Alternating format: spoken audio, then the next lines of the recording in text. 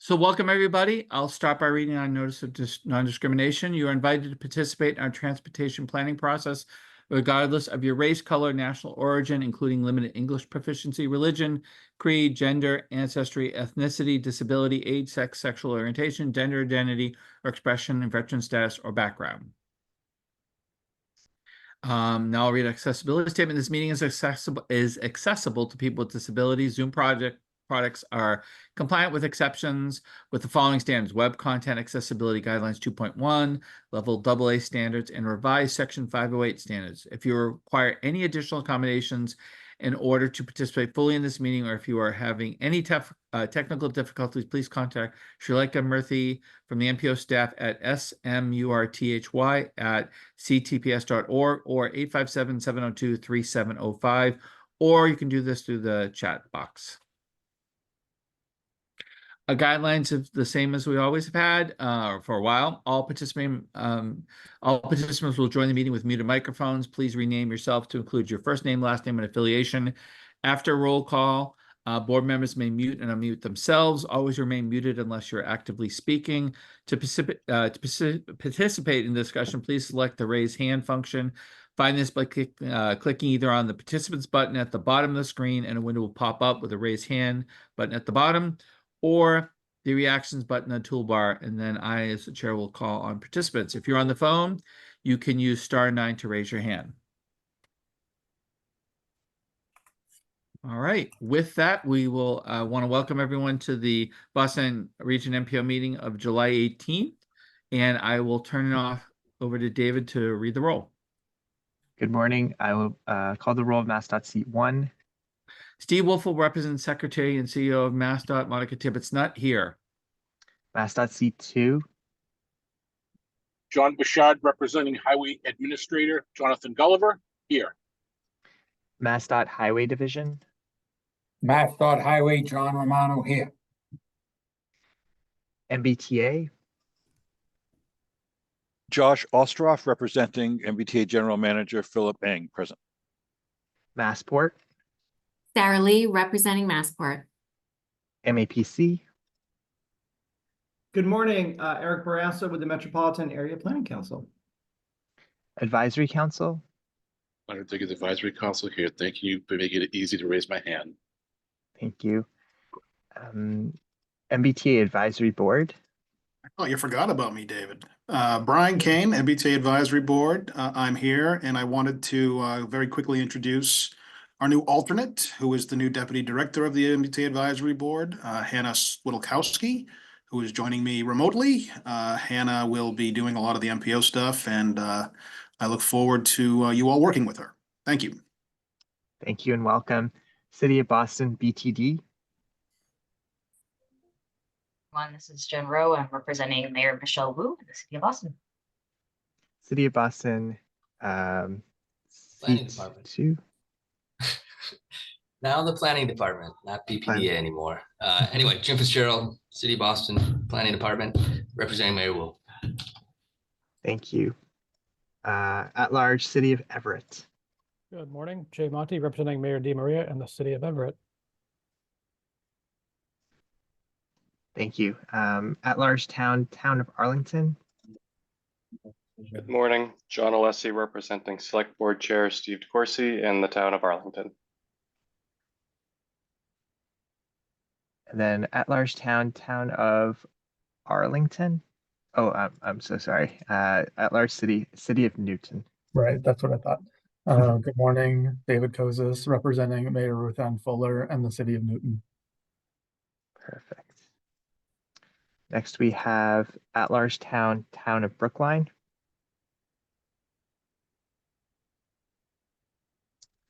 Next, Inner Core Committee, City of Somerville.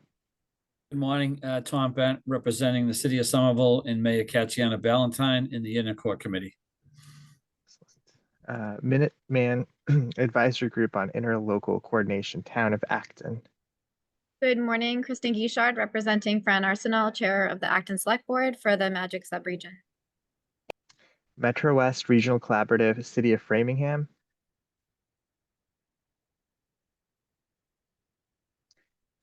Next is North Shore Task Force, City of Beverly. Good morning, Erin Schaefer, representing Mayor Cahill and North Shore Task Force. Thank you. North Suburban Planning Council, Town of Burlington.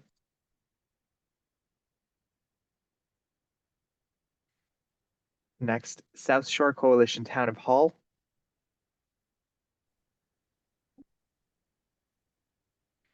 Southwest Advisory Planning Committee, Town of Rentham. Hi, Rachel Benson, Director of Planning and Economic Development, representing Joe Botash, Chair of the Rentham Board of Selectmen and Swamp. Three Rivers Interlocal Council, Town of Norwood. Steve Olenoff, representing the Trick subregion of the town of Norwood. Thank you. And then finally, do we have Federal Highway Administration? Good morning, Ken Miller, Federal Highway. Thank you. Federal Transit Administration.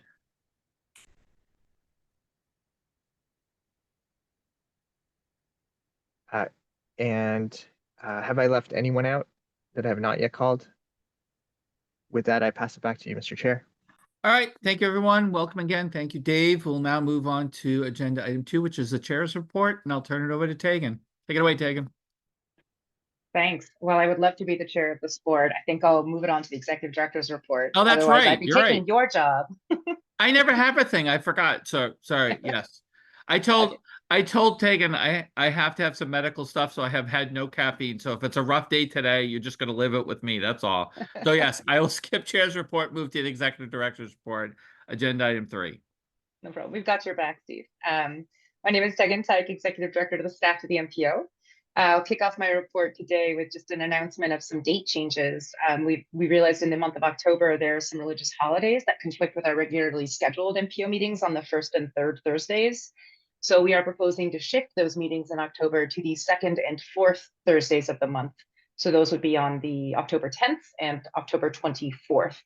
So please take a look at your calendars, update accordingly. And if you have any questions or concerns, please don't hesitate to reach out to me or to Dave Hong to let us know. Next slide, please. So I have just a quick another couple of grant and funding updates, and I'll just pause after if there are any questions. So I've actually given updates the last couple of meetings on the Active Transportation Infrastructure Investment Program grant opportunity. So I have 2 updates on this today. We did submit yesterday an application for the Boston MPO for a planning grant in the amount of $500,000 to advance a regional bicycle and pedestrian plan for the Boston region. The plan would provide guidance, tools, and resources to help identify critical network gaps, as well as design interventions to help mitigate those gaps in the bike ped network. And then also, second, in coordination with MEPC, we partnered with 3 other regional planning agencies. Those are Old Colony Planning Council, Southeastern Regional Planning and Economic Development District, or SERPED, and Cape Cod Commission on a joint application to plan and design interregional bike ped connections. So the total grant amount requested for that application was $2 million, and 100,000 of that grant is allocated for MEPC and Boston Region MPO staff as part of that work. So I can pause there, Steve, before I finish up the report, just to see if there are any questions about the grants. Sure. Does anyone have any questions taken so far? All right. Great. All right, the next slide. So today, we have a number of action items. First, there will be 3 related to tip action items around endorsing both 2 amendments as well as a more minor adjustment. The amendments involve cost changes to several projects, as well as programming earmarks and federal discretionary awards into the current tip. They have been discussed prior, they've been out for public comment, and we'll be asking you now to endorse those. And then the more minor adjustment doesn't require a public comment period. And Ethan will be re-summarizing all of those. The 4th will also be a new amendment to the current tip, which we will ask you to release for public comment. And that amendment, which is Amendment 11, involves the delay of a statewide highway project that's already reflected in the 25 to 29 tip, and just also needs to be updated in the current 24 to 28 tip. Then there'll also be 2 presentations. So first, there'll be a tip debrief presentation where Ethan will report back on the tip process engagement and readiness committees, debrief and feedback on the tip process, which Jen Rowe, the chair of the committee, gave an initial report on at the last meeting. So for that presentation, Ethan's going to talk a little bit more about some of the ways we can address some of that feedback from the committee in the near term, and also ask this board for some further input as we start to gear up for the next TIP season over the coming months. And then the last presentation will be by Stella Jordan, who will share our plans to pilot a new educational program this fall, which will help us build capacity for underrepresented communities to effectively engage in the MPO's work. So she'll talk about how the pilot will help us, will involve implementing innovative strategies and activities. And the real goal here is to address public participation gaps and barriers in the MPO process. And I'll look forward to her telling you all about that concept. Next slide, please. So the next meeting will come up on August 1st at 10 a.m. And one thing I'd like to highlight is that we'll be talking about the progress made to draft the next version of the Memorandum of Understanding, the governance document for this MPO. So we will be talking about the committee's progress and the draft of that at this August 1st meeting coming up. All right, and that is it. I think if anybody has any questions, I'm happy to answer them, Mr. Chair. All right, anyone have any questions for Tegan?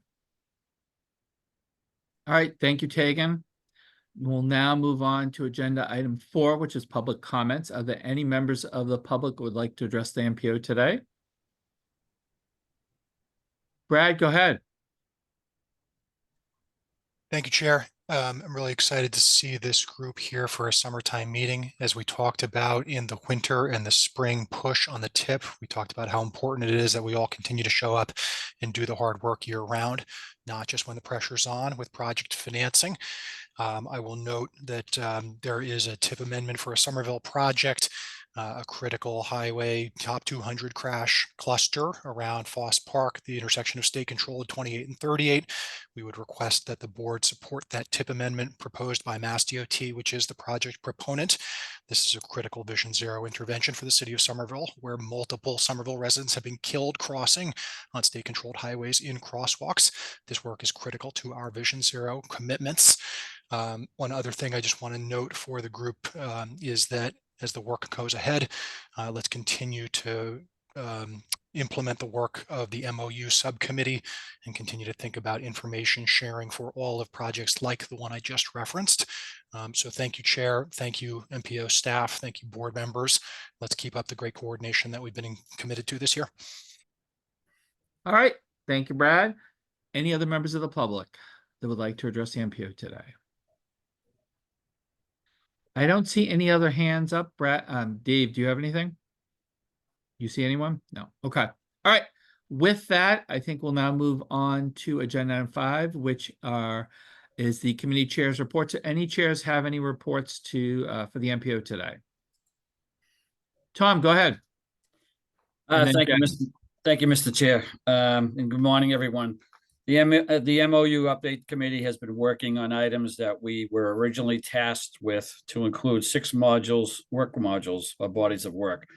Some of the final modules are nearing draft completion and consensus by committee members. And so we would like to bring a summary update to the full board on August 1st for your awareness, and also ask that you review the revised MOU document draft. We also ask that you share with staff any further suggestions or questions you have by August 8th. On August 15th, which is the following MPO meeting, a committee can address any questions or comments you share in between and bring a recommendation to the board to vote to release the MOU for a 21-day public comment period. All right. Any questions for Tom? All right. Thanks, Tom. Jen? Yes, thank you, Mr. Chair. As Tegan mentioned, the TIPR committee last met on May 16th and conducted a retrospective activity that was debriefing the TIP development process. I shared back some of those themes that had emerged in the June 6th MPO board meeting. And I also invited board members to message me if they had any additional reflections. Ethan's gonna recap some of those themes again later, and we'll have an opportunity about to discuss how we might want to address them going forward into the next cycle. And then finally, we've penciled in the next TIPR meeting on August 8th at 1 p.m. So we'll be in touch shortly to confirm that date and time. Very much. All right. Anyone have any questions for Jen? All right, thank you, Jem. Last call. Any chairs have anything to report? All right, seeing none, we'll move to agenda item 7, which is a Regional Transportation Advisory Council report. Leonard, you there? I'm here, Mr. Chair. Thank you very Take it much. away. Thank you.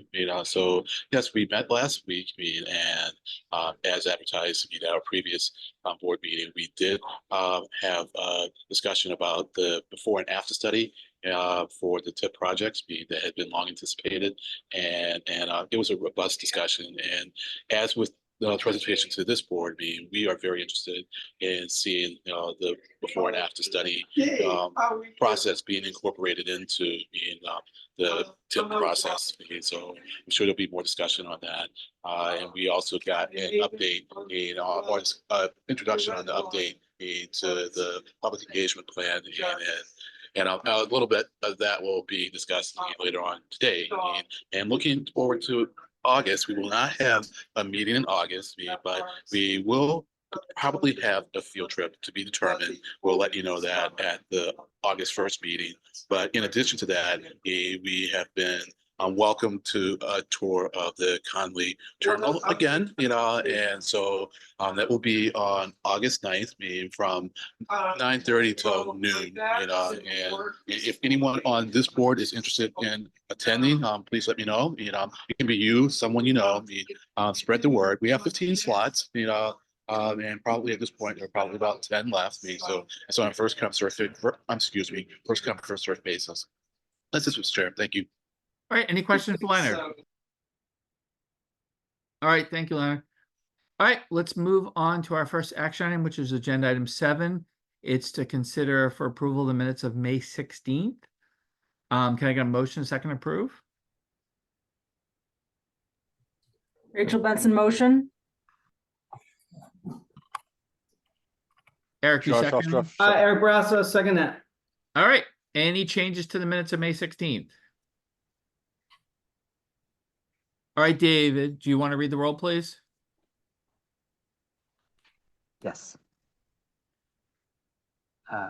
Steve Wolfle, Yes. John Bouchard, John Bouchard, yes. John Romano, John Romano abstains. John Ostroff, Josh Ostroff, pardon me. Josh and John Ostrov, yes. So 2 votes. Pardon me. Sarah Lee, Sarah Lee, yes. Eric Barrasso, Eric Barrasso, yes. Brian Kane, Kane, yes. Len Diggins, The one and only Diggins, yes. Jen Rowe, Jen Rowe, yes. Jim Fitzgerald, Fitzgerald, yes. Jay Monty, Jay Monty, yes. David Kozis, David Kozis, yes. John Alessi, John Alessi, yes. Tom Bent, Tom Bent, yes. Kristen Guichard, Kristen Guichard, yes. Aaron Schaefer, Aaron Schaefer, yes. Rachel Benson, Rachel Benson, yes. and Steve Olenoff. Steve Olenoff, yes. Do we have any other board members who have joined and have not voted? With that, the motion carries. Back to you, Mr. Chair. All right, thank you, David. Thank you, everyone. We'll now move to our next action item. It's agenda item 8. It's federal fiscal year 2024 to 2028 TIP amendment number 9.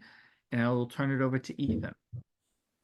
Thank you, Mr. Chair, and good morning, everybody. My name is Ethan Lapointe. I am the Transportation Improvement Program Manager with the Boston Region MPO. If we can go on to the next slide, there are, as was mentioned previously, 4 different action items being presented today with regard to the federal fiscal years 2024 to 28 TIP. The first of these 4 is Amendment 9, which if we can move on to the next slide for summary, and I will try to speak up because I'm being told that my audio is a little bit quiet. This included cost increases to 2 federal fiscal year 2024 projects in the statewide highway and regional target programs, including Rentham's construction of the Interstate 495 Route 1A ramps project and the Burlington, Linfield, Wakefield, and Woburn bridge preservation contract, which included 10 bridges, all carrying Interstate I-95. To reiterate, while the Rentham Route 1A and the Route 1A and Interstate 495 project is listed in the Regional Target Highway Program.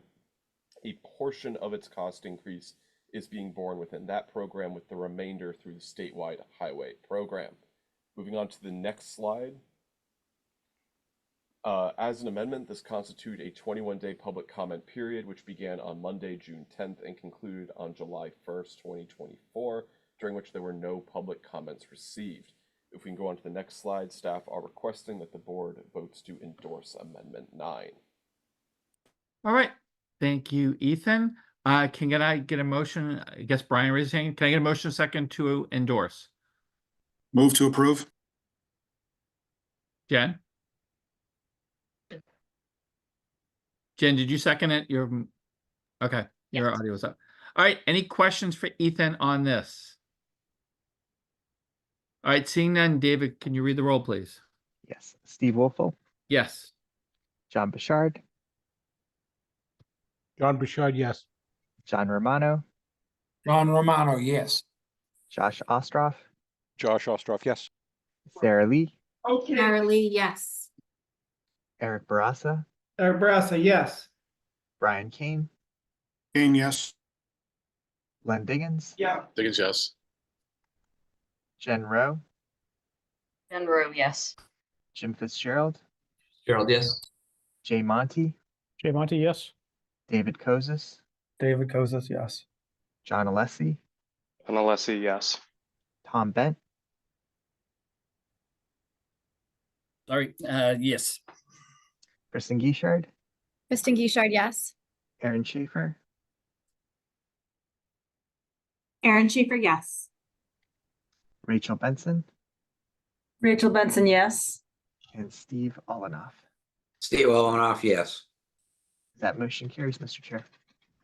All right. Thank you, Ethan. We'll now move on to the next agenda item, which is agenda item 9, which is another action item, federal fiscal year 2024 to 2028. And I believe this is tip amendment number 10. Take it away, Ethan. Right. Thank you, Mr. Chair. So as was stated, this is Amendment 10 to the federal fiscal years 2024 to 28 tip. If we can move on to the next slide, please. Amendment 10 include a variety of items incorporating the programming of a federal discretionary grant and congressionally directed spending or earmarks for projects in Cambridge and Lynn. In the case of Cambridge, it was a federal discretionary grant through the Reconnecting Communities and Neighborhoods program for the Dennehy Park pedestrian overpass project. And in Lynn, it was an earmark for the Broad Street Transit Signal Priority Corridor, which is also funded within the federal fiscal year's 2024 Community Connections program by the MPO. There were also 2 cost increases, as was noted during the public comment period, for a project in Somerville and a project spanning Route 3A in Cohasset and Scituate, and also the programming of state fiscal year 2024 Community Transit Grant Vehicle Awards. There was also some reallocation of small capital purchases within the Regional Transit Authority capital program for Metro West regional transit projects. If we can go on to the next slide, please. As an amendment, again, this amendment incorporated a 21-day public comment period, which began on Monday, June 24th, and concluded on July 15th. There was 1 comment received during this period from the Interstate 495 Metro West Partnership, supporting the cost adjustments to the MWRTA's projects and vehicle acquisition efforts. With that, if we can go on to the next slide, MPO staff are requesting that the board votes to endorse Amendment 10. All right. Thank you, Ethan. Can I get a motion second to endorse tip amendment number 10? Brian. I'm delighted to move that motion, Mr. Chair. All right. I'm denoting a theme here. Jen. Fully delighted to second that motion. All right. Any questions for Ethan? Ken. Not a question. I just wanted to mention, I know there's a couple of earmarks that are on this tip amendment. I just wanted to, we've gotten some inquiries from municipalities about earmarks.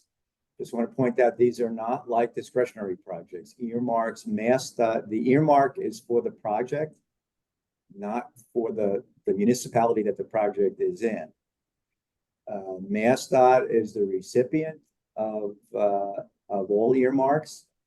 They can, communities can be subrecipients if that's the way it works, you know, if that's the way folks want it to work out. But MassDOT is the recipient of all earmark funding. And the earmark is for the project. So I just wanted to remind folks, because we've gotten a lot of questions about when Federal Highway can give, you know, the town the money. That's not the way earmarks work. So I just wanted to point that out. Thank you. Thanks, Ken.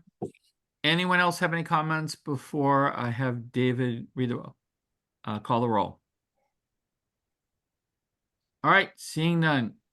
David, you want to read the roll, please? Yes. Steve Wolfel, Yes. John Bouchard, John Bouchard, yes. John Romano, John Romano, yes. Josh Ostroff, Josh Ostroff, yes. Sarah Lee, Sarah Lee, yes. Eric Barassa, Eric Barassa, yes. Brian Kane, Kane, yes. Len Diggins, Diggins, yes. Jen Rowe, Jen Rowe, yes. Jim Fitzgerald, Gerald, yes. Jay Monty, Jay Monty, yes. David Kozis, David Kozis, yes. John Alessi, John Alessi, yes. Tom Bent, Tom Bent, yes. Kristen Guichard, Kristen Guichard, yes. Aaron Schaefer, Aaron Schaefer, yes.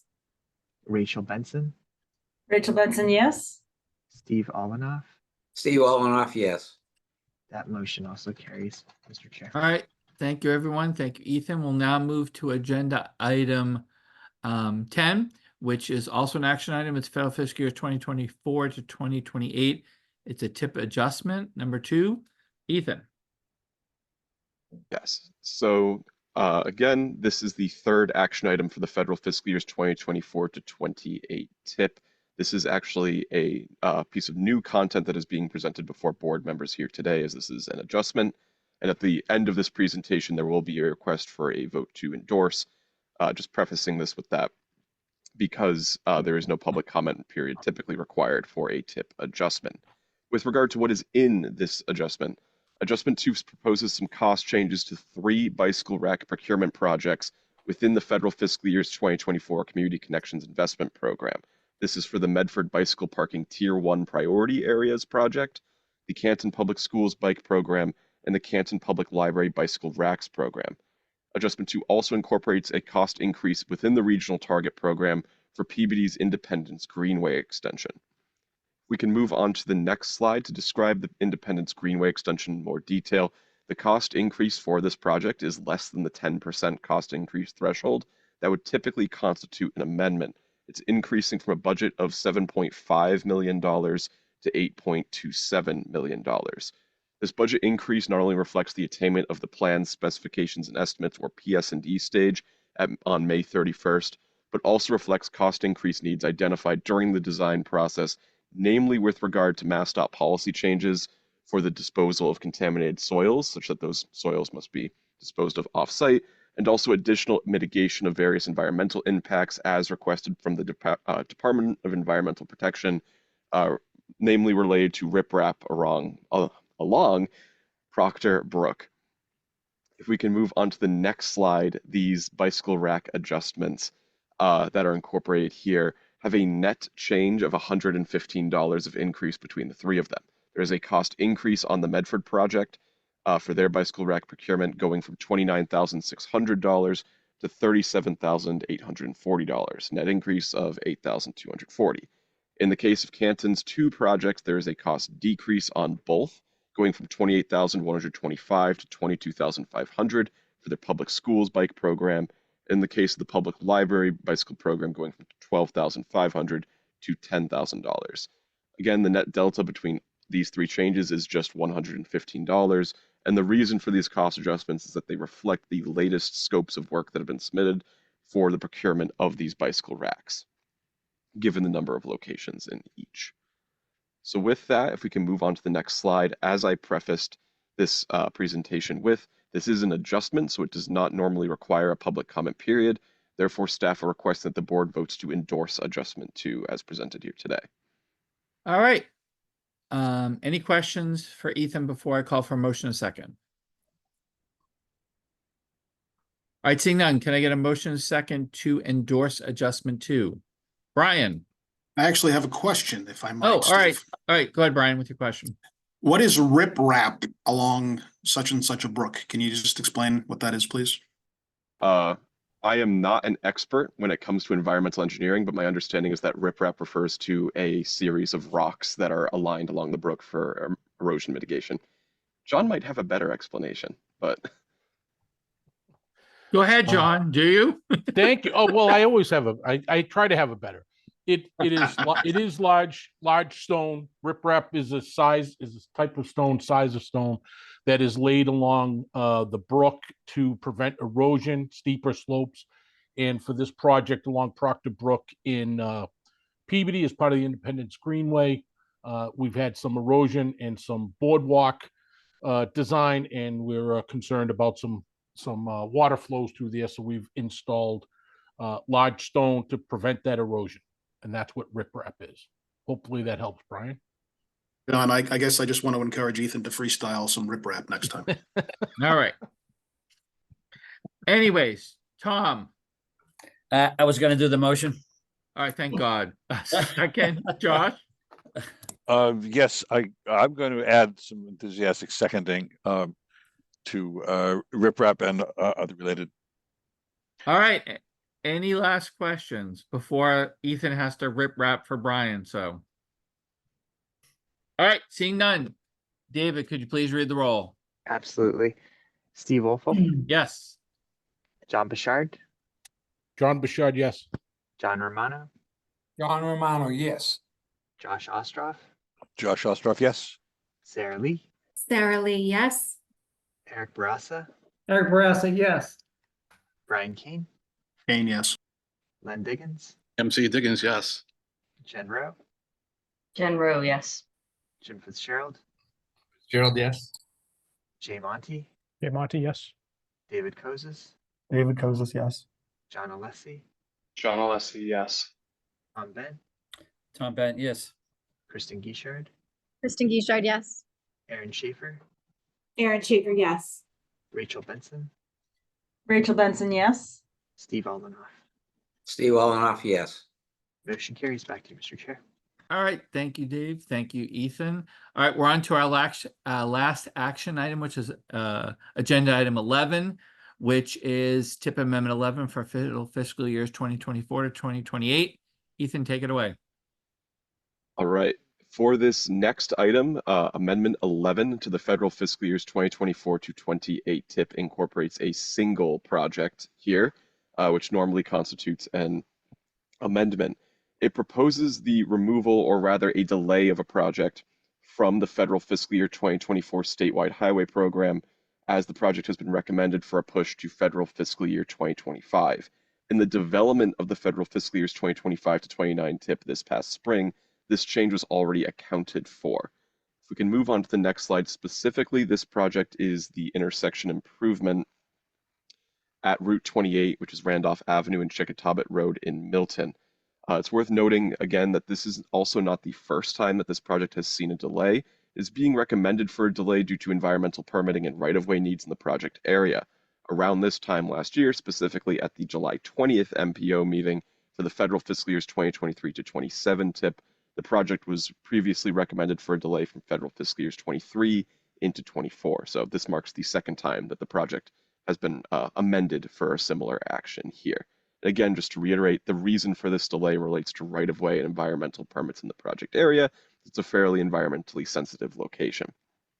With that, if we can move on to the next slide.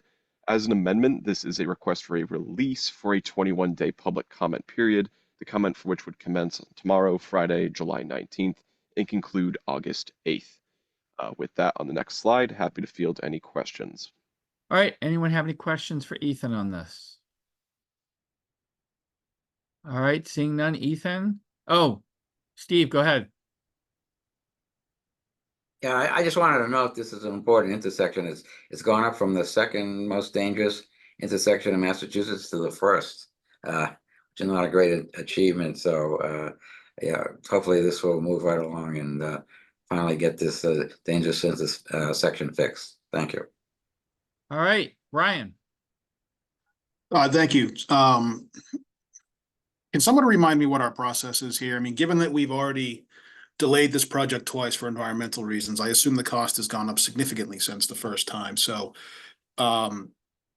do we just eat those increased costs and rebudget other things, or how does the cascading effect of this kind of work, please? Ethan, do you want to take that? Given this is in the statewide highway program, I can't speak to the implications for the regional target program. Okay. So John, you have any response to Brian? I'm sorry, I missed Brian's. I had another call while I was here, so I missed Brian's question. If you could repeat it, please. What is riprap? No. No. You're funny. Given the fact that you gotta have fun in these things, guys. Given the fact that this has been amended twice and changed twice, what is the effect, given that there are cost increases, I assume, in cascading down the line for other projects? Or do we just eat those costs somewhere else? You know, Brian, it's something we're concerned about in the highway division as well, and we're trying to track that. We monitor this in real time, and we look at projects, you know, our weighted average bid application, which gives us our costs over, for every project over the last several years, and then we're able to look at windows in 3 months, 6 months, and 1 year intervals, and we're trying to stay ahead of it, and then work with our construction team to see what's changing in the field, and we're assembling and trying to stay ahead of that data. There have been with changes in industry, and obviously in the last 2 years, the inflationary index have been spiking certain items, certain project items, and then we just don't have the disposal for the hazardous materials within Massachusetts anymore. So that stuff is being carted out of state. And where we used to be able to estimate, a modest amount of excavation, there've been changes in the hazmat unit at DEP that everything has to be stockpiled, covered, tested. So it's requiring things that we were not anticipating to go off site that we would reuse within the project limits as long as it was encapsulated, and some different interpretations. And we're saying, all right, this really needs to be taken out of state. And we're trying to, we're staying on top of it. I have, professionals in my environmental sciences team looking at it, and then our construction team on the unit pricing. And we're trying to stay ahead of it as best we can, and we're trying to make recommendations to this as many other MPO boards on cost endorsements and increases. So it's something we're concerned about and trying to stay on top of. But a couple of these are, they spring up, as sometimes at the last minute, and there's not a lot of time to re-engineer or review what other options we might have, especially in this last window of the fourth quarter of the federal fiscal year. Well, thank you, John. I do appreciate all the hard work that you folks do, and I know the costs of changing regulations. So I appreciate your very detailed answer, and I'm very grateful. Thank you. Yeah, and just to reiterate, Brian, as John said, we've done this at a couple of the MPO meetings. We've had this issues, I think, in Pioneer Valley last month as well. So this is happening across the state a little bit. So we do appreciate John and his team trying to figure out how we can deal with this. So thanks, John. If I could add one additional thing, Mr. Chair, is that I am meeting with the transportation program managers, the entire group, next month, and we're going to talk through some of these items. So that way, we want to share information and be fully transparent on, as Brian, and I, we've exchanged, is regulation changes, interpretation changes, and try to stay ahead of it, because I know that other regions are having similar concerns. Yep. Thank you. All right. Any other questions before I have a call for motion second? All right. Seeing none, does anyone want to make a motion a second? Josh? Motion to approve. Jen? Motion. All right. Any last call for questions? All right. Seeing none, Dave, can you please read the roll? Yes. Steve Wolfel, Yes. John Bouchard, John Bouchard, yes. John Romano, John Romano, yes. Josh Ostroff, Ostroff, yes. Sarah Lee, Sarah Lee, yes. Eric Barassa, Eric Barassa, yes. Brian Kane, Kane, yes. Len Diggins, Diggins, yes. Jen Rowe, General, yes. Jim Fitzgerald, Gerald, yes. Jay Monty, Jay Monty, yes. David Kozis, David Kozis, yes. John Alessi, John Alessi, yes. Tom Bent, Tom Bent, yes. Kristen Guichard, Kristen Gouchard, yes. Aaron Schaefer, Aaron Schaefer, yes. Rachel Benson, Rachel Benson, yes. Steve Olenoff. Steve Olenoff, yes. With that, the motion carries. All right. Thank you, everybody. Thank you, Ethan. Erin, did you have something? Yep. Just wanted to say, Erin Chute, Town of Brookline, I'm present. Pardon my delay, was on another meeting. All right. Thank you. Welcome, Erin. Thanks. All right. Can we bring the agenda back up? I think we're on to the tip debrief.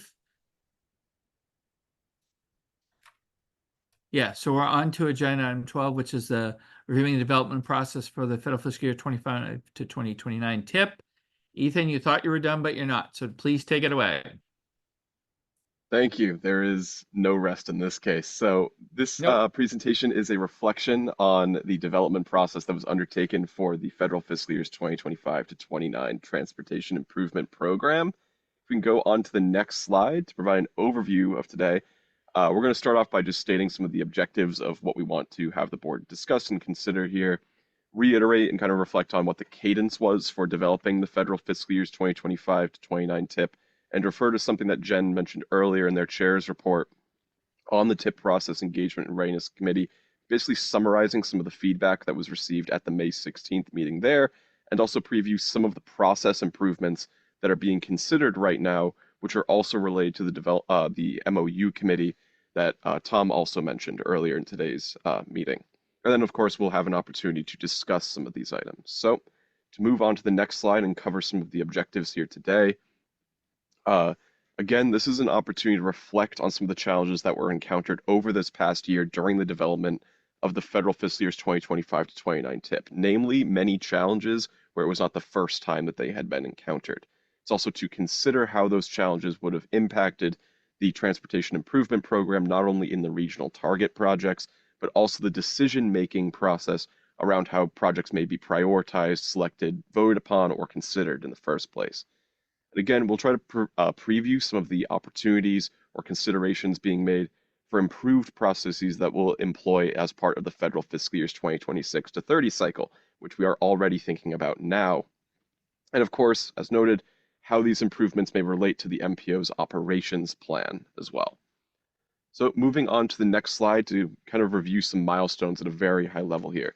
There's really three phases that can be looked at as far as how the federal fiscal years 2025 to 29 tip was developed. Phase 1 starts at the beginning of the federal fiscal year in October and really wraps up in December. This is the stage at which projects are solicited and information is gathered. Generally speaking, this is marked by the development of a TIP universe of projects and the opening of project applications. The purpose of the TIP universe of projects, as far as board and committee members, is to provide a very high-level overview of all of the projects in the Boston region that might be seeking funding in the development of a subsequent TIP, to get an idea of where priorities may lie, or perhaps in some cases, if a certain type of project or certain region are struggling to advance projects in their community. As part of this year's development of the TIP, there were not only new requirements in the forms of new project evaluation criteria that were being employed as far as the project applications and solicitation, but also new investment programs, not only within the Community Connections program, but also the advent of the project design pilot and the formal deployment of the Transit Transformation program.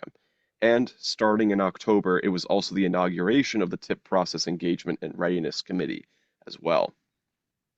Moving on to the next slide, phase 2 is the January to March period, and this is where much of the activity emerges with regard to TIP development, namely with regard to identifying resources available to fund projects, with regard to how much funding is either available or how readiness implications may have impacted currently funded projects. And in turn, if there is funding available, how project scoring may influence where projects are allocated to utilize that available funding. Again, this is a continuation of trends that were witnessed in previous TIP cycles, namely within the federal fiscal years 2024 to 28 cycle. This was the 5th year in a continued trend continued downward trend to be specific, in project applications being lower for core investment programs for the MPO, with a record high number of projects, nearly 2/3 of all projects, seeing delay recommendations out of federal fiscal years 2025 and 2026. And for some projects, those were multi-year delay recommendations.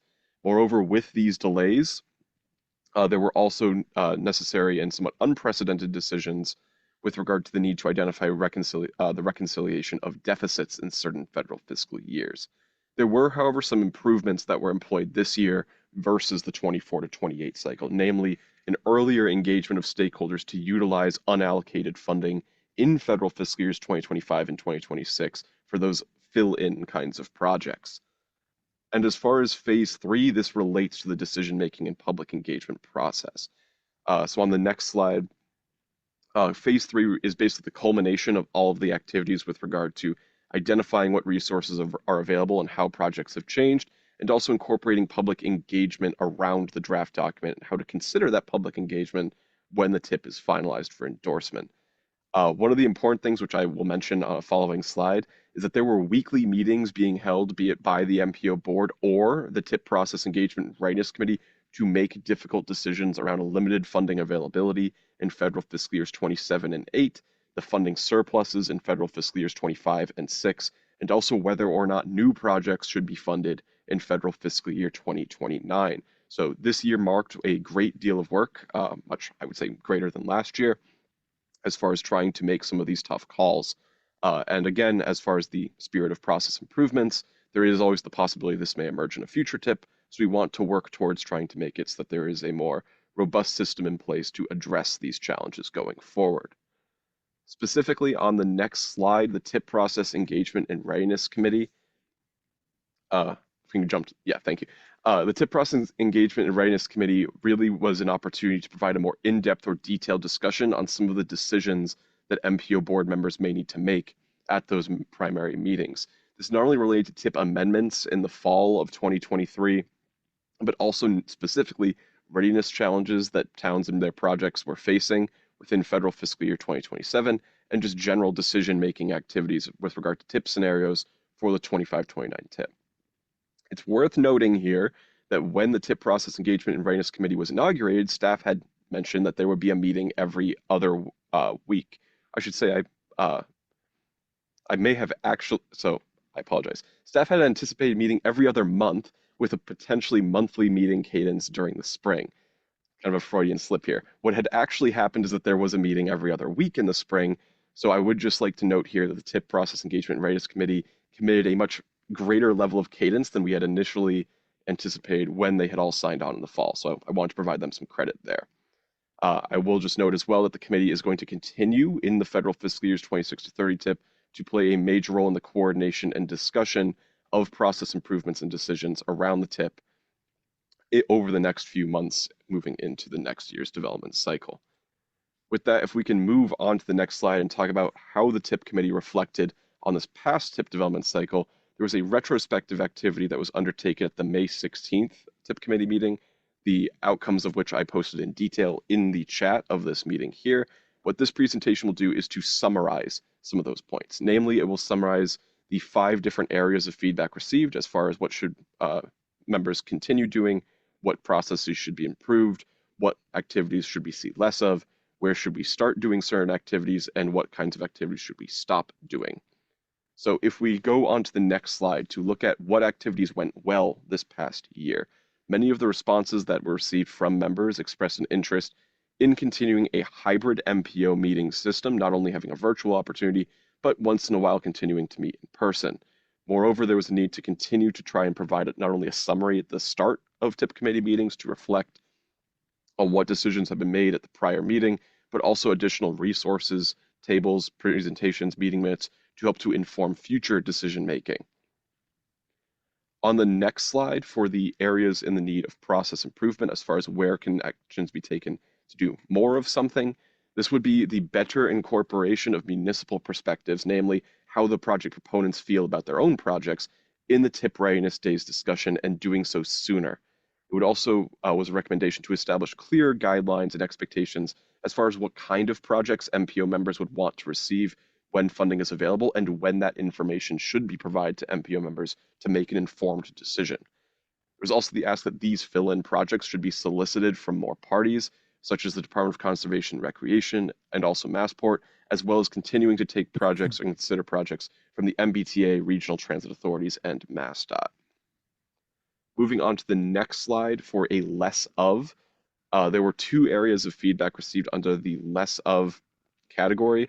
This namely related to fewer funding approvals for unscored projects. So again, making sure that fill-in projects were submitted at such a time where MPO staff would have the ability to score them for MPO board member consideration, and also minimizing the amount of cost increases that board members may have to accommodate in programming scenarios with limited time for their consideration. Again, namely, making sure that information and explanations around why cost increases were being witnessed was provided in a more timely manner.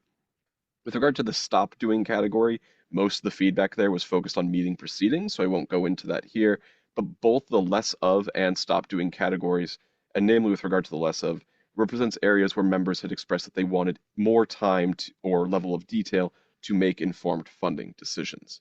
The bulk of feedback was within the start doing category on the next slide. And I've summarized these at a very high,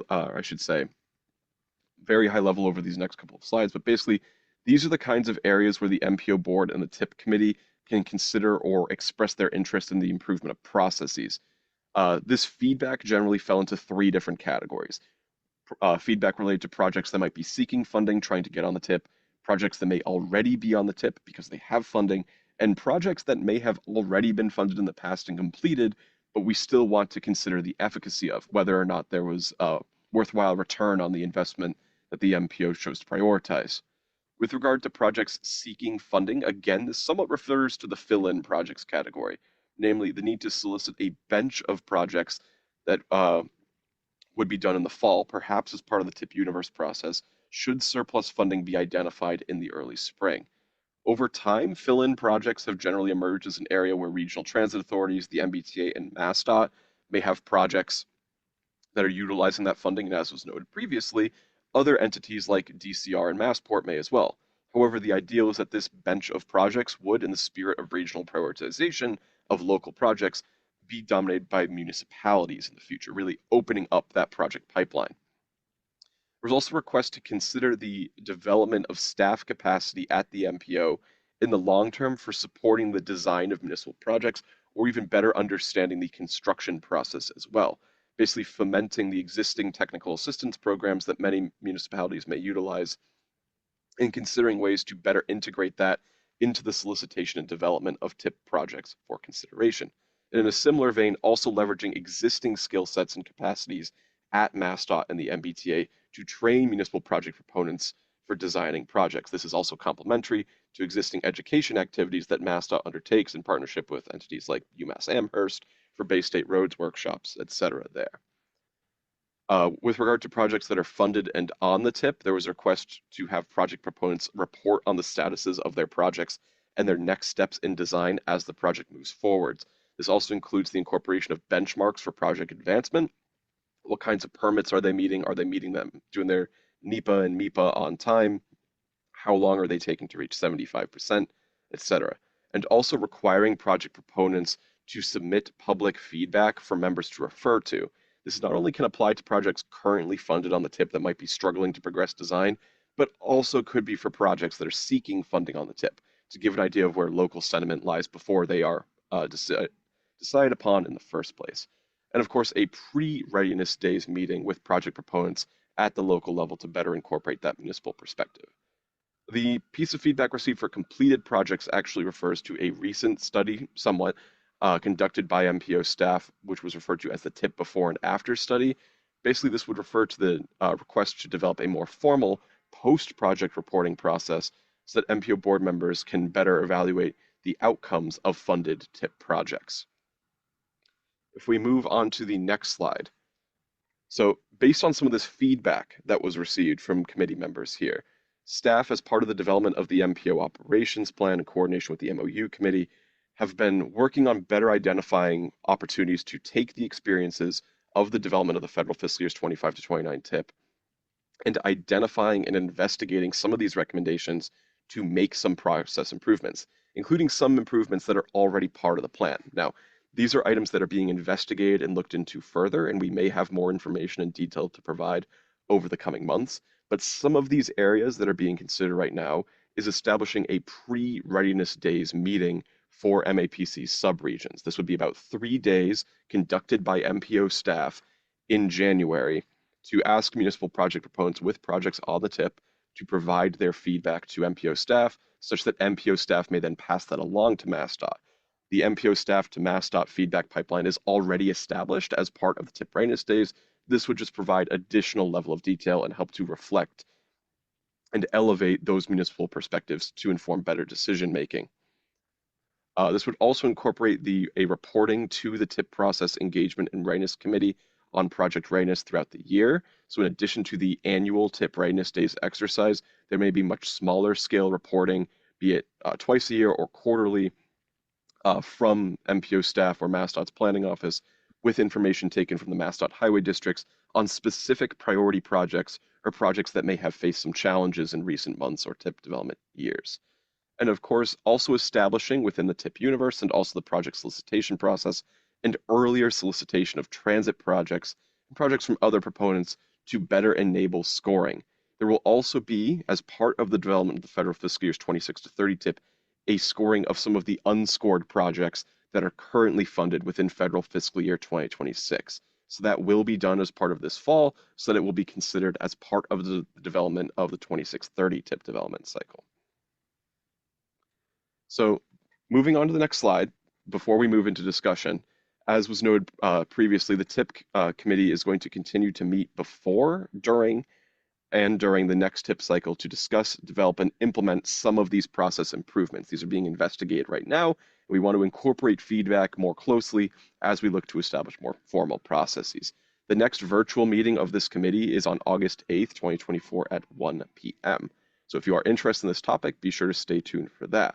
Before moving into discussion, though, I'd flag a few questions to consider. Namely, was there anything that, as part of the feedback that the TIP committee generated, was perhaps missed? And what kind of further feedback would members of the MPO board want to provide on the TIP process? Are there any preferred approaches that should be undertaken to help to address some of this feedback? And what are some other items that should be implemented either before, during, or perhaps in the long run over these next few TIP development cycles? So with that, I'll happily pass the floor to discussion.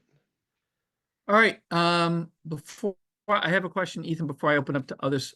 Ethan, on one of the tables you had, when we talked about getting status from municipalities, did the committee talk about a lot of the communities actually have their consultants report on status? And did you guys consider how to deal with that? So we did not discuss the specific role of consultants there, but consultants, as was seen as part of this past year's TIP process engagement and readiness committee meetings, played a major role in that reporting, especially on the federal fiscal year 2027 projects. So I think as we would look to a more formal process as part of the operations plan, we would identify which stakeholders would be responsible for providing that information. All right. Thanks for that, Ethan. Josh, Rachel, Eric, and then Brian. Thank you so much. Phenomenal presentation. I really appreciate the attention. Sorry, Josh Ostoff with the MBTA. The thought that's gone into this, because you heard I was at a meeting last year when we talked about the lack of qualified projects, and obviously since joining the T in January was part of the discussions of what we brought to you, and sometimes the lack of time that the MPO had to consider projects for various reasons. Just a little context, respecting people's time. One of the things I'm doing in the capital program planning team at the MBTA is figuring out how we can improve our processes and outcomes for capital planning. And so we've given a lot of thought on our end to similar things that you're wrestling with here. So I look at the MPO as, we look at the MPO as an essential partner in our shared mission, and how we can better solicit projects and to bring them to you as a funder, I think is great. And getting that to you in a timely manner is important. So where I think we can work together on this, one example is we're looking at how we reform our call for projects. So we aren't going out to municipalities. That's, something that he could do, not my call on that. But what we are seeking is for when people bring us ideas to have them be really well vetted, have a good business case for what we need to do so that we can help prioritize within a given class of assets or overall, and try to depoliticize and make it as objective, data informed as we can. So I look forward to, I'll try to join on the 8th or have some of my colleagues to do that. I'm interested to know whether there is an instrument that people will use to apply that's somewhat standardized so that you can evaluate the costs and benefits and find out how far along is something in the development cycle, what are the service improvements, what are the strategic goals that are being met. But I would need to see some of the your proposed instruments to do that, and maybe that could be an August discussion. But I just basically want to applaud the MPO for this undertaking and see how we can participate, because we've got a lot of work to do. Thanks, Sean. Sure, thanks. Rachel. Hi, Rachel Benson, SWAP down in Rentham here. Great work that the Tipper has done and undertaken. I appreciate thinking about this and trying to take a more holistic and streamlined approach, which I think sometimes in government, those two words do not go together, but I appreciate the work on it. I am wondering if there is any, again, to help municipalities better work together, streamline your processes. I do see that the Beyond Mobility just was released or finalized in July of 2024, which is, I guess, Mass DOT's, like, I'm assuming is your master plan. Do any of those other groups have some sort of a master plan? So that way, when a community is submitting something, we can tick off boxes. Or also, is this a resource that the Tipper is going to be able to sort of review projects to, similar to what Josh was talking about, if that's in some sort of a standard form to sort of help with scoring ahead of time, I guess. It's not scoring, tip scoring, but different set of scoring. Just a thought. If there are plans and studies, as a planner myself who has lots of studies and plans, I don't like to see them sit on a shelf. And I know that the Beyond Mobility was a few years undertaking. So, would like to see any of those help move those forward as well. Thanks. Thanks, Rachel. Eric? Yeah, thank you all. And there's some really great ideas here, Ethan. I appreciate the thinking that staff has done. And this is a critical issue, and I'm glad we're having the conversation now, early, really before we've even get into the next TIP development cycle. Because you're right, this is like 5 years now that this problem of projects not being ready, getting pushed back, and then having this freed up funding in the near term that we don't have projects ready for, and we're kind of scrambling at the last minute. This has been going on now for many years, and I'm glad we're trying to, again, tackle it. I think a lot of the ideas around educating municipalities, I think that's great. I agree with Steve that I think the consultants need to be, a part of that. We need to think about how we're engaging with them. I think engaging more through the subregions earlier, getting more project updates. I think that is all really good. And there's, identifying the things that MPO staff can do. Let's add that to the list and think about these things. I think the one area that we need some more information on, and Steve, I look to you and MassDOT is, we don't know, we don't know what capacity challenges MassDOT staff have. We don't know, what are the most common areas where MassDOT reviews 25% designs and gets comments back, and then there's a long time for municipalities to make change. It'd be nice to know what are some of those areas where there is delay between MassDOT reviewing documents, getting comments back, and municipalities having to make changes. You know, we've heard a lot over the years around right-of-way issues and utility coordination. I've also heard more recently about certain design standards, looking at intersections and whether they can be converted to modern roundabouts and taking parking, which are not easy things for cities and towns to just suddenly, you know, make decisions on. So I think maybe if MassDOT could do some brainstorming too and think about where are those areas where they see you know, challenges, delay, would be very helpful, because I think it's, you know, there's the municipality role, there's a consultant role, and there's also MassDOT role. And my gut tells me that there's probably ways to make improvements in all three. And of course, then there's the MPO role too. And what can we be doing to be vetting projects earlier? I really like the idea of doing almost an earlier solicitation of backup projects from the MBTA and from MassDOT, just so that inevitably, if we have freed up funds, that process is a lot more transparent. We have the opportunity to discuss that. There's more opportunity for public comment on what those projects are, because the feedback I've heard over the years is we are essentially throwing out the entire MPO process in many years and making decisions, you know, the 2 weeks before we have to, and not using our evaluation, you know, criteria. And that's really unfortunate. And so that's the problem that I feel like we're, you know, trying to address here. So anything we can be doing earlier, and the more we can diagnose, you know, where that those pain points are, I think is great. Thank you. So just to answer, Eric, obviously we're going to have to, there's a lot in here. This is the first time I've seen this presentation, so I think we'll definitely go back and huddle on all this stuff for sure, Eric. So I hear your point. Brian? Thank you. Thank you, Steve. I want to second much of what Eric just said, and I especially like the idea of soliciting sort of backup projects, maybe ones that don't quite score as well, but the next one down on the scoring sheet or something. I think that's a great idea, and I'd be happy to work with folks on that.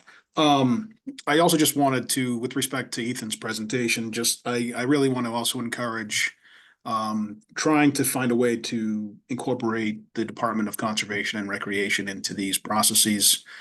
They are very important road owners, rotary owners on incredibly important regional roads throughout this region. And they have a lot of issues, just like all of our other state agencies do. So I think whatever we can do to encourage them to participate in our processes and apply for projects would be helpful.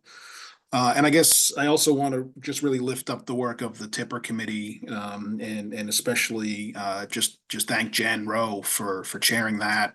When the idea for that committee came out of the operations plan work a couple of years ago, I never imagined it would be as successful as it has been, and a lot of that has to do with Jen's leadership. So Jen, thank you very much.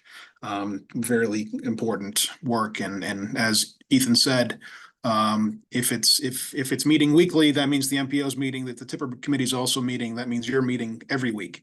And I just really want to applaud that whole committee and its whole membership. And finally, what can one say about Ethan Lapointe? He's the most agile person I see. Bouncing different costs and projects off of him is fun. He's a great. You're very good at this, Ethan, and I just want to thank you as well. And just whatever we can do, I think, to make this much more transparent. I mean, I think what I hear when I talk to folks in municipalities, as I do often, is that there's just a huge amount of opacity as to how this whole thing works. And whatever we can do to just make it much more transparent about why we solicit projects and how we score them and how they get funded, I think would be helpful to everyone. And let's try to make this as clear and concise and transparent as possible. Thank you, Steve. Thank you, Brian. Ken? Thank you, Steve. And yeah, I think it's great that this issue, and you're discussing this issue, and it's come up in the subcommittee. I just want to mention, and I think that one of the things you need to think about, we keep talking about, or everybody keeps talking about soliciting projects. A lot of MPOs in this country, they have more projects, 10 times as many projects as they have funding for. And part of that is that the MPOs can be more proactive in doing studies and focusing on studies and other things that can lead to projects.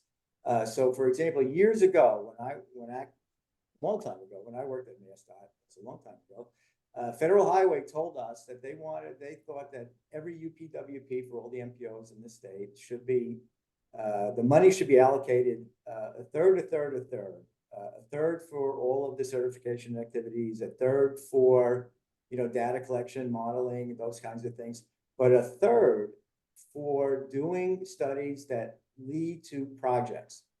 And if you look at, the current UPWP, I think there's some movement towards that in this region's UPWP, but when you look at it, it's still I think there could be more effort devoted to doing studies that actually can lead to projects. I think it's great that the MPO is applying for funding to do a bike plan. I hope it develops, and looking at gaps, I hope it is a true project level bike plan, because that could lead to projects. And those are the kinds of things I think that the MPO can be doing to lead to projects. I mean, who knows more about what the needs are in this region than the MPO?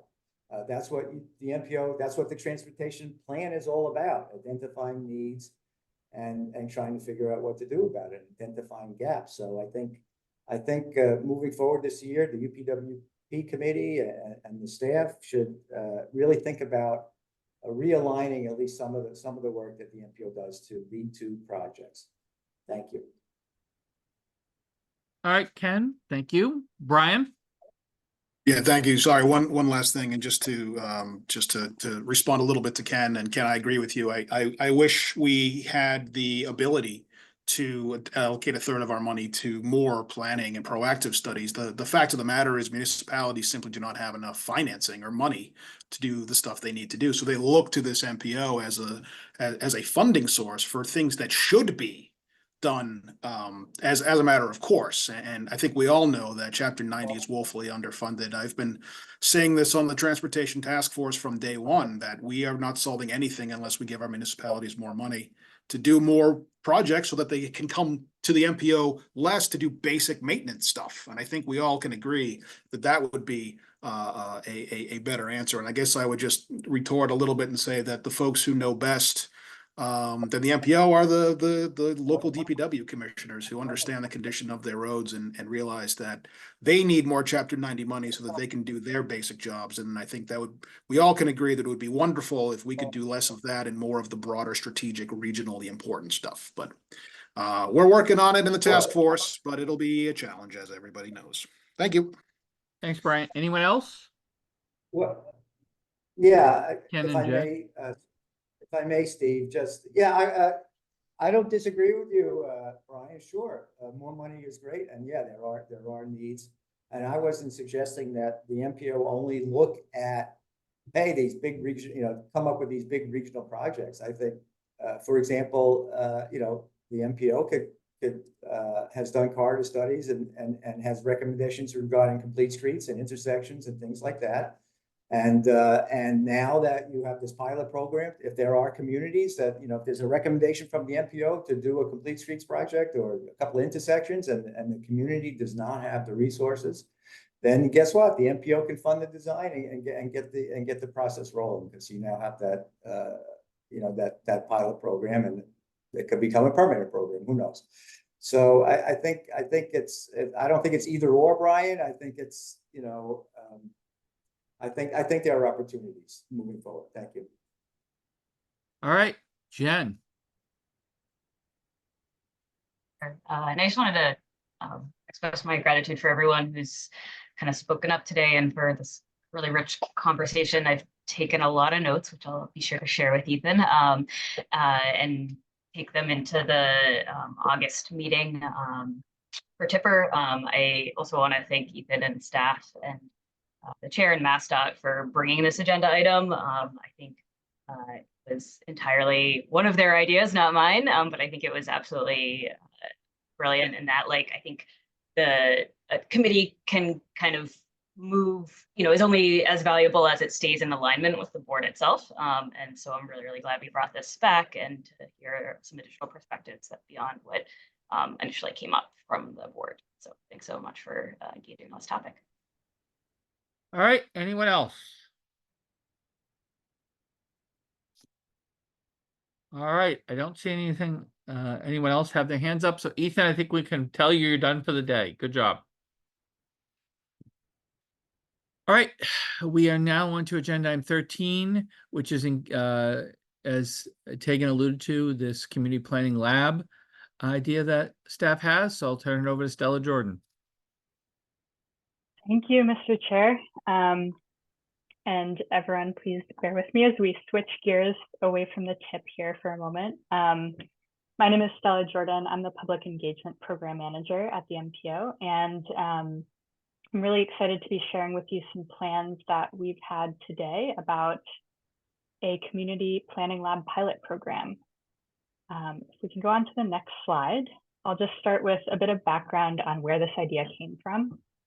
So as we've really been developing and deepening our public engagement program in practice over the last few years, we've done pretty extensive reviews of peer agencies to assess the state of the practice and gather ideas and lessons that can be applied to our own work.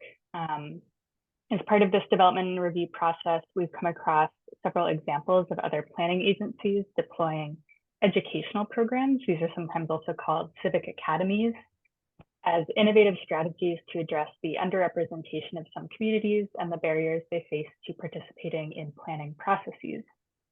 I'd also like to give a brief shout out to Len for encouraging us to go down this path of research a few years ago and to keep thinking about how we could apply such a program to our MPO's work, and for his support as we continue to develop this project. So Civic Academy programs have become a really popular tool in recent years for planning agencies, including local, regional, and state government. And it seems like particularly planning agencies to build the public's capacity to effectively engage with planning processes. These types of programs have broad applicability, and we've seen them deployed in a variety of contexts. We think that they're particularly valuable to the planning context, where being able to engage effectively often means needing to have a substantial and nuanced understanding of several complex processes and systems, as we all know. So a key component of educational programs overall was really cultivating peer learning and sharing experiences where both facilitators and participants learn from each other. These types of programs create a space for participants to gain a deeper knowledge base, exchange diverse perspectives and expertise, and build capacity to identify and implement effective actions and engagement methods. Next slide, please. So as we started thinking about developing our own educational program, we looked to our peers who have facilitated similar programs to gain a better understanding of best practices, successes and challenges, and lessons learned. In addition to extensive research on the structure and curricula of civic academies, which provided us insights on developing program goals, curriculum materials, and evaluation metrics, we also had the opportunity to speak to peer agency staff directly at the Portland, Maine, and Washington, D.C. MPOs about their unique educational programs and ask their advice about developing a pilot program of our own. These discussions provided us with a better understanding of what it takes to develop and maintain a successful program, and gave us some great ideas as well about structure, content, and facilitation. Next slide, please. In terms of best practices, in our research, we found that having a curriculum that focuses more on participation than presentation, with hands-on activities that incorporate local context, can lead to more meaningful and sustained participation and engagement, both during and beyond the program. For example, in our discussion with the DC MPO, we learned about a role-playing activity they do where participants and facilitators assume the role of various transportation stakeholders including agency and municipal staff and advocates, et cetera, who are all engaging on a specific transportation project or issue. The goal of that activity is to provide participants with a practical understanding of the perspectives of different types of stakeholders, the project planning and development process, and of course, the challenges of competing priorities and funding constraints. And that's just one example of an activity that we'd like to include in our curriculum for our pilot with a scenario that applies to the context of our region. Next slide, please. The wealth of resources that we found regarding educational programs and their outcomes in supporting meaningful engagement has been very encouraging. We've consistently seen several key successes and benefits, including increased public participation, more effective participation as a result of more informed stakeholders, and more public buy-in to the work at hand. By equipping participants with the knowledge and tools to understand the transportation planning process, we really can empower them to effectively advocate for meaningful changes in and for their communities and better understand their perspectives and priorities. I included a quote here from Donna J. Carney, who created the Community Planning Institute in the city of Philadelphia, which stood out to us when we came across it, and which I think really captures the significance of educational programs to our engagement goals. It reads, "The relationships that are built between residents and stakeholders in the program represent the long game in creating a more informed and diverse constituency." This statement resonated with much of the findings from our peer research and our initial goals to develop an MPO educational program, as well as our previous findings and experience in deepening our own public engagement programs focused on relationship building. The development of this pilot program will require investing time and resources, but the opportunity to more meaningfully engage underrepresented communities in our region's planning process is far-reaching. Next slide, please. So we're calling our program the Community Planning Lab. The key vision for the pilot Community Planning Lab is to build the public's capacity to engage more meaningfully with the transportation planning process. While a core purpose of education programs in general is to inform participants about processes that they can then engage with, we also really hope to provide participants with useful tools and a shared network to empower them to advocate for issues that are important to them, as well as to learn from them as staff. We expect to learn a great deal for ourselves through this process as well. We hope to engage stakeholders and communities in particular whose voices are currently underrepresented in MPO work, and to address barriers these communities face to engaging with us. And just one way we're starting to look at addressing barriers is by compensating participants for their time and expertise, which is a strategy that we've also been deploying in other public engagement program activities to improve equity. Additionally, the pilot program offers staff an opportunity to develop and test new engagement strategies for future iterations of the program and for our other engagement efforts. Next slide, please. So in pursuing this pilot program, we hope to provide a meaningful way for the public to engage with the MPO's work by building better community relationships with a diverse constituency of advocates. The pilot program will help staff improve strategic planning and evaluation efforts within the public engagement program by testing out new methods and working with participants to engage with MPO work to intentionally shape outcomes. We will develop metrics to assess the outcomes of the pilot program, along with feedback from the pilot cohort and the staff involved, to modify and improve our structure and curriculum, and to help us develop a broader program in future years. Additionally, we hope that this program will also serve as a pipeline for new advisory council members. We will encourage participants to bring the hands-on experience and technical knowledge they gained through the program into the advisory council and other existing forums for advocating about transportation issues and engaging the MPO's planning processes. Next slide, please. We're planning to launch the pilot Community Planning Lab this September. The pilot will be a relatively small scale opportunity for us to test out the ideas that I've been discussing. So it'll be likely a 1 to 2 day intensive session held at the State Transportation Building. Our target cohort will include 5 participants affiliated with community-based organizations who represent or serve communities and perspectives that are not currently well represented in MPO work. And additionally, we plan to provide stipends for each participant and food during the intensive sessions.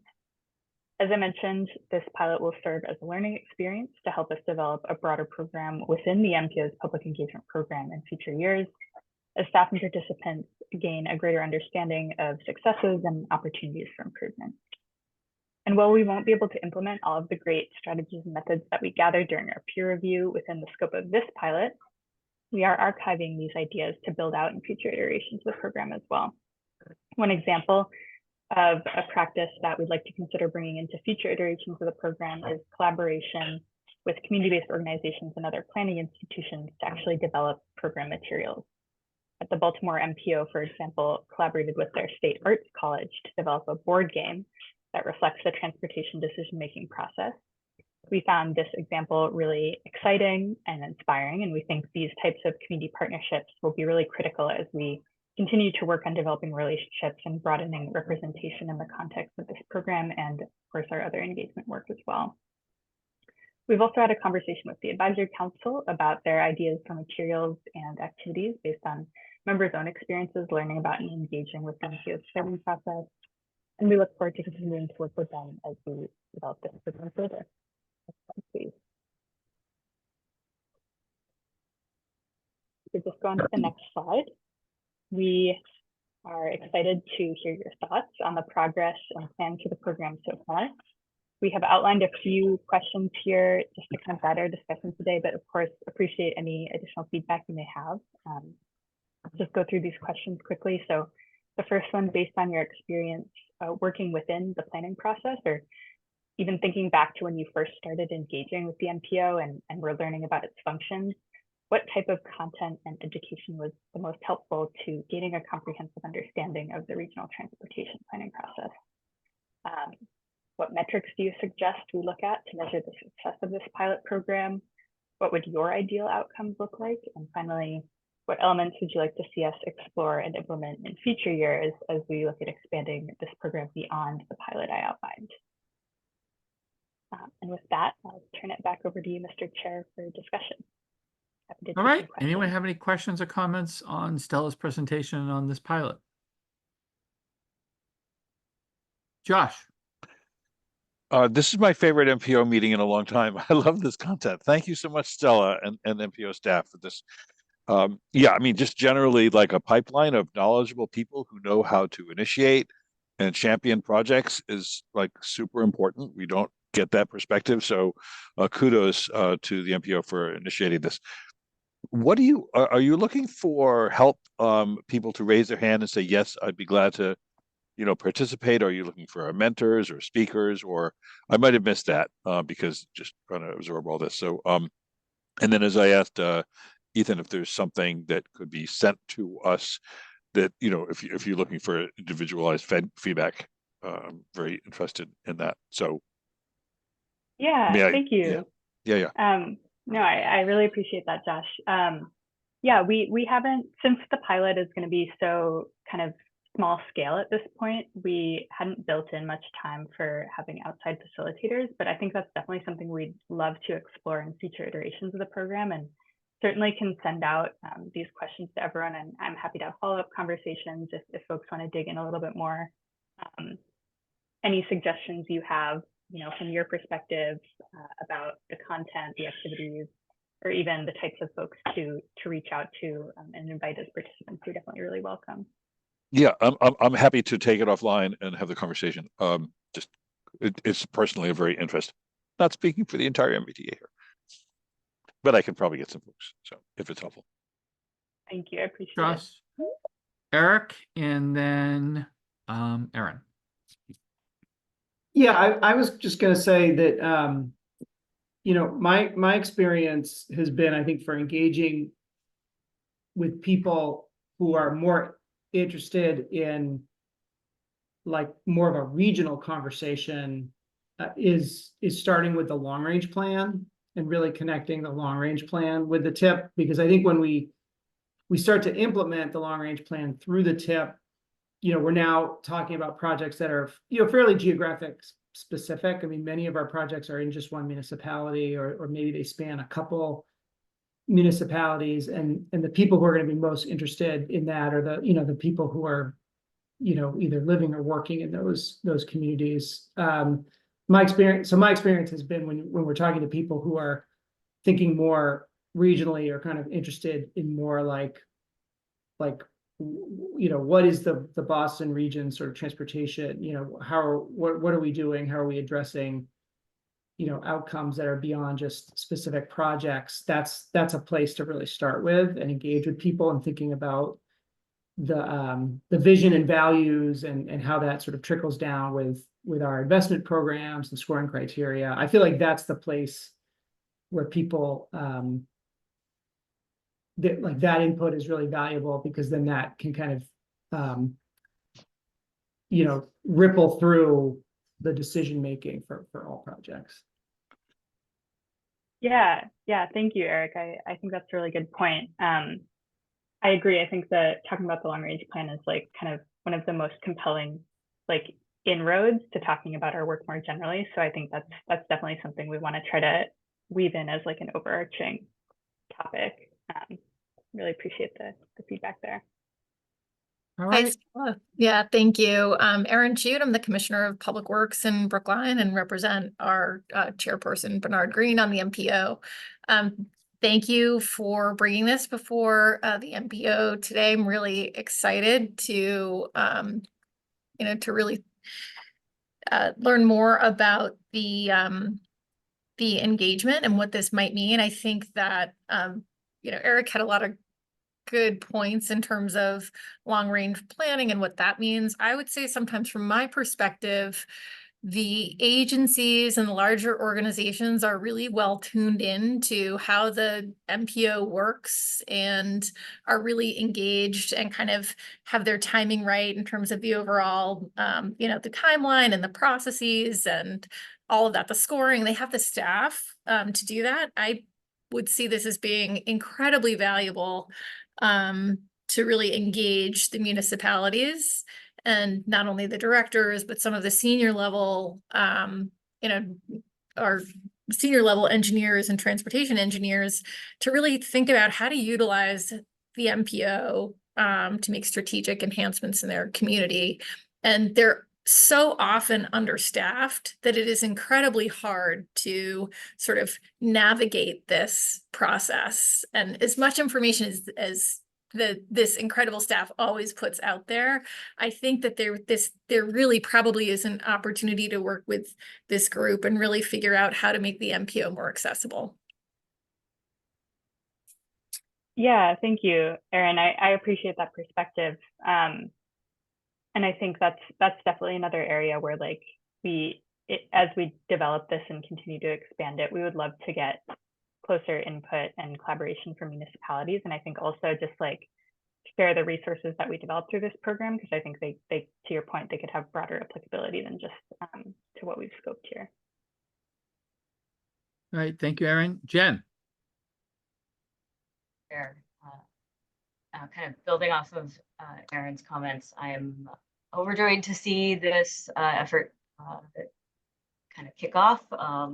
Folks on staff know that I have been wouldn't stop talking and pestering the UPWP committee about having like a people's guide to transportation or something that the MPO could develop, just because the transportation planning ecosystem we're in the Boston region is just extra complex. I mean, I think it's complex everywhere across the US, but given how fragmented, the municipalities in our region are, and then just the road network and how many different players are involved at the statewide level, and how much the MPO is kind of at the nexus of all that, and one of the few places where all these different players come together. And like Brian, I hope we can bring CR into the fold more and more. So I'm just very, very excited that excellent thing and looking forward to seeing benefits. I will, I think one just reflection, and I know you all have been kind of incorporating this element in how you talk about the MPO, but something I found very effective is like, in addition to like starting with the long range plan, I think also tying this the MPO into its history, as we know, and how rich the history in the Boston region in terms of why MPOs exist related to the highway protests. Like, I think that people have various pieces of that story already, and so it's something for them to kind of hang additional knowledge onto when they're learning more about this very complex topic. So it definitely is going to be a challenge for you all, and just having experience trying to explain what the MPO is and what we do to folks. It takes a lot of like layering, and but it's, I think, going to be really valuable. The one other piece, I'll probably an offline conversation, but I would love to connect some time about kind of the work we're doing in Boston in terms of we have a planning advisory council that's now part of our newly reminted planning department that's been working on community engagement guidelines for Boston, and kind of connecting those, standardizing how we approach engagement and connecting it to some key goals of like making better decisions that are informed, and also just the role of the community engagement in just strengthening democracy, which, given this is an election year, I feel especially salient. So thank you again for all this work, and would love to connect further on it. Yeah, thank you, Jen. I really appreciate all of that. That's a great point about the history. I think that's a really compelling story for us to tell, just about, you know, to kind of illustrate like how the MPO formed and where it sits. So that's definitely something we want to explore more. And yeah, I agree with you. Like, I think the more we can connect our community engagement efforts to all of your community engagement efforts, the stronger all of the efforts will be. So always happy to talk more about that with folks. All right. Thank you, Jen. Now Leonard and Brian. Thank you, Mr. Chair. Well, no comments, no surprise to people that I am over the moon about this. And I'm really excited, and I am looking forward to working and assisting with this in any way that I can, regardless of my role on the advisory council. I only say that because we're approaching the end of my 5th term, and it would be arrogant of me to assume that I'm going to be in this position any longer than the end of this term. But I certainly intend to be a part of the advisory council in some way, for as long as I have the physical and mental capacity to do so, and certainly going to be a part of the region. And hopefully working with folks here in some capacity to make this work. And I think Aaron brought up an interesting aspect of this, because even though Stella emphasized the involvement of underrepresented communities, or our stakeholders. That certainly is a big goal, but I think we should be nimble and willing to work with anyone to help them understand how transportation in the area works, because it isn't that we are not transparent or opaque intentionally. I mean, I think a lot of that lack of transparency and opaqueness comes from lack of understanding. And so to the extent people understand and are educated as to how the system works here, transportation system works here, then it will become transparent to them. And it's just going to take a long time for someone who doesn't do this as their job. I've been involved in some way dealing with transportation stuff now for over nearly 20 years. And it's only been in the last 5 to 7 years, as I've been involved more with the MPO, that I really began to put the pieces together. It's been, for a long time, it's really just turning over the pieces of the puzzle and then slowly connecting 1 or 2 pieces. And now I feel as if I'm kind of getting a hang of it. And so I think it's important that we demonstrate to people, prove to them that we are committed to them for the long term. That isn't, you do this pilot and then it's goodbye. It's like you do the pilot, or you do excuse me, I should say pilot, that you do sorry, something got caught in my throat, that you do a session with us, and then it's goodbye. It's like, no, you've done a session with us to the extent you want to continue working with us. We're here for you, and especially in the advisory council. So we want to show a commitment to the people who participate in the program, and I would hope that the board is willing to show a commitment to this program, because I think it's going to take a while for this program to really get off the ground. We're talking probably 5 years, and then maybe another 10 5 years beyond that before we begin to see some real benefits to it. I mean, hopefully sooner, but let's try and commit to it for the long term. That's it. Thank you. All right, thank you, Leonard. Brian. Thank you, Steve. Just want to wholeheartedly second Len's comments there, and just maybe suggest one thing that might help with this process and in terms of marketing is, I know this might be controversial, but maybe having one name for the organization as opposed to CTPS and the Boston MPO. It's confusing enough with two. So maybe with one, it would be less confusing. So I just want to throw that out there and wholeheartedly endorse what the group is doing. Thank you. All right. Anyone else? Thank you, Brian. All right. I don't see anyone with any more comments. So Stella, we look forward to hearing how the pilot going, and thank you. Yeah, thank you all. I really appreciate the feedback, and I'll drop my email in the chat. Feel free to reach out if you want to chat more offline about this. All right. Thank you. We'll now move to agenda item 14, which are member items. Do any of the members of the MPO have any items for the others today? All right. Seeing none. Rachel just put something in the chat about, oh, Brian, you raised your hand, and Rachel also put something in the chat about training program. So go ahead, Brian. I move to adjourn. Oh, okay. All Rachel will second that. All right. So look at Rachel's message, and she seconded it. Josh, were you just trying to second it, or do you have something? Yeah, I was just in honor of disrupting water turbulence, surface water turbulence. I would like to second it. All right. Well, I'll let staff decide whether it's you or Rachel, Josh. All right. All in favor of adjourning, please say aye. Aye. Aye. All right. Thank Aye. you, everybody. We will see you soon, and try to continue to stay cool. Thanks, everybody.